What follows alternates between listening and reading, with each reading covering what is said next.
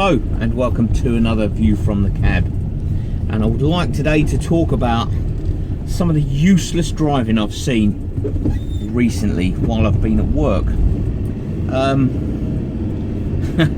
Now I know that none of us can claim to be experts because we're learning all the time and blah blah blah, but some of it I've seen recently is absolutely shocking.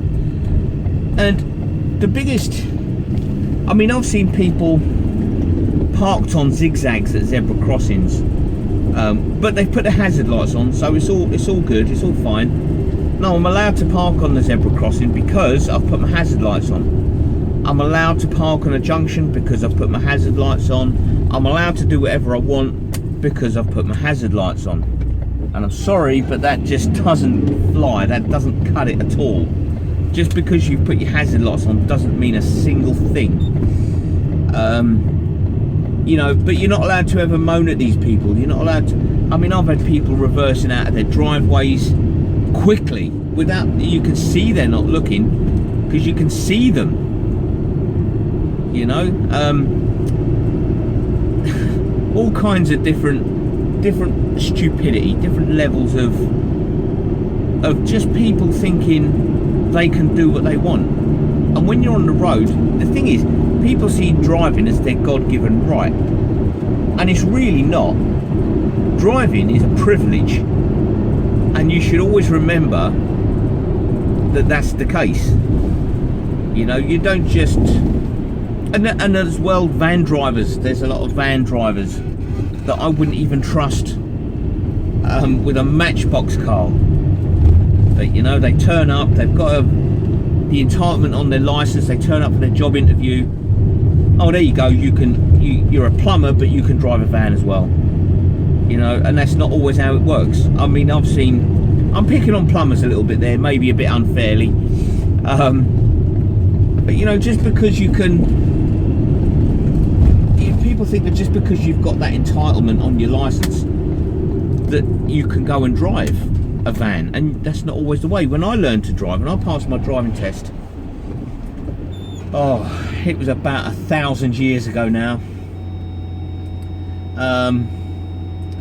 You know, I passed my test and I had the 7.5 ton entitlement. Oh, you can hear that thunder. I had the 7.5 ton entitlement straight away.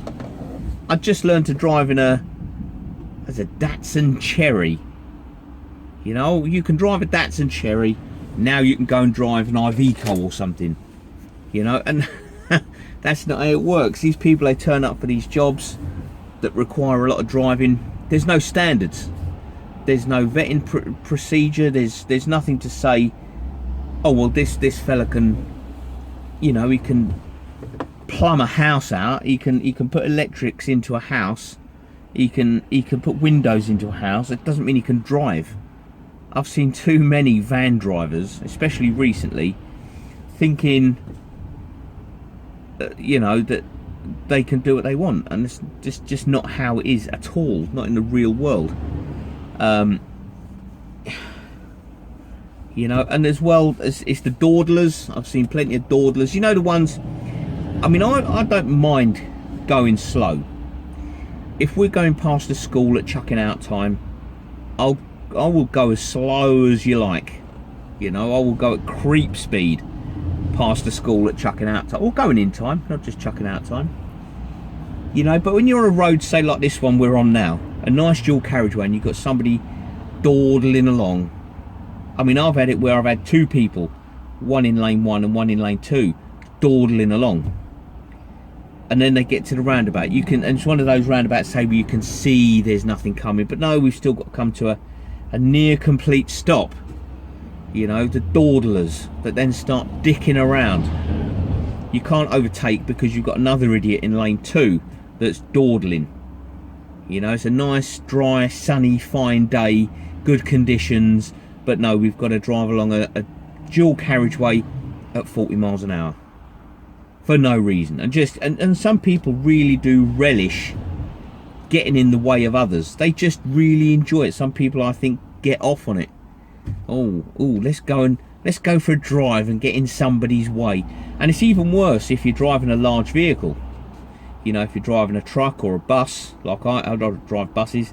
I've driven trucks in the past.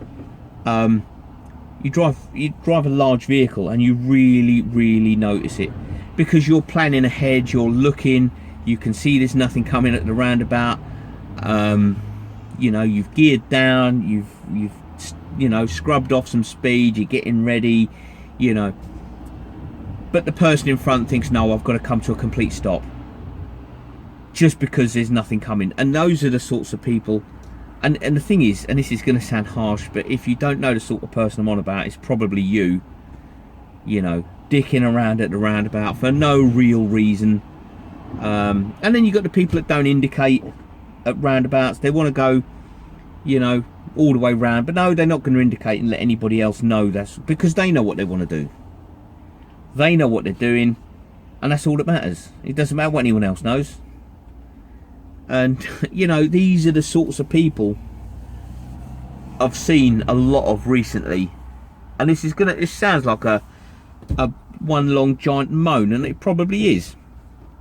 But my view from the cab, such as it is that a lot of the roads wouldn't be so overcrowded if we got rid of some of the absolute knobheads that I mean, it's not, I mean, I really dislike driving now, because of the idiots I'm forced to share the roads with.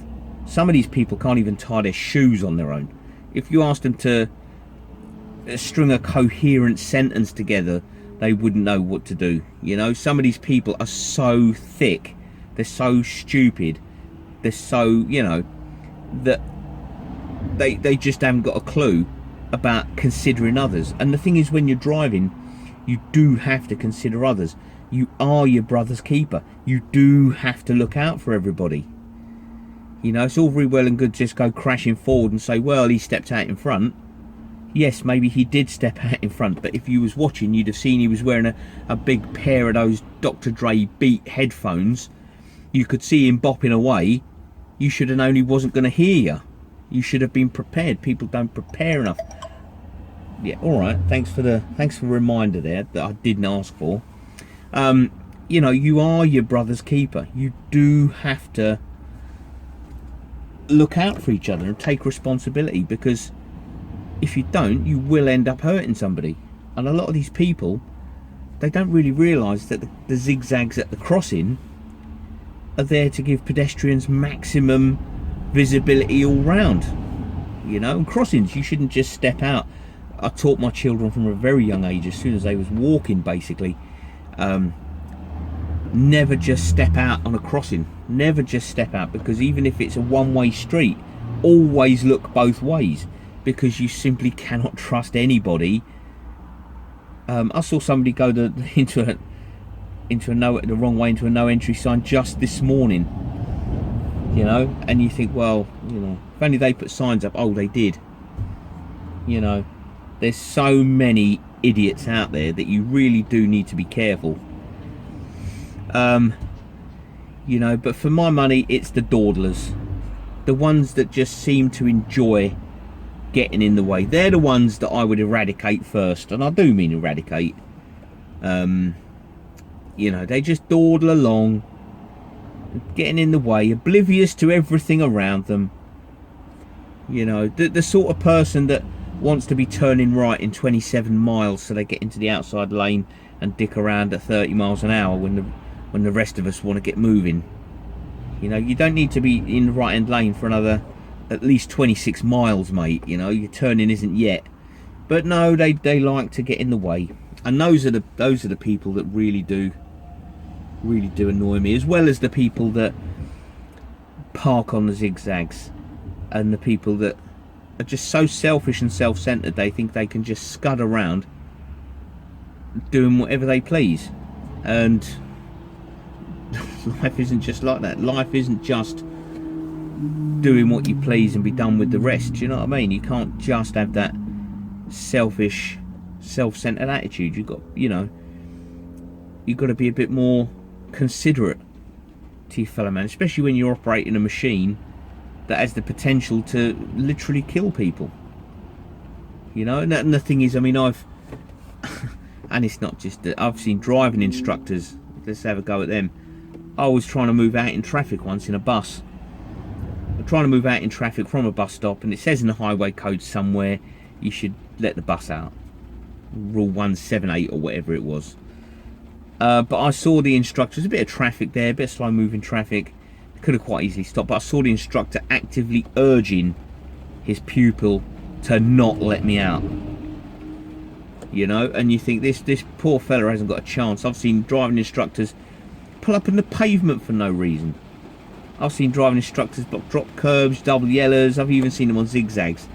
And when you think the standard of driving instructor is like that, no wonder that the motorist is turning, I'm not going to use the word driver, that the motorist is turning out the way it is, because they're given poor instructors with little to no driving ability themselves, and they're allowed to teach others how to be just as rubbish as they are.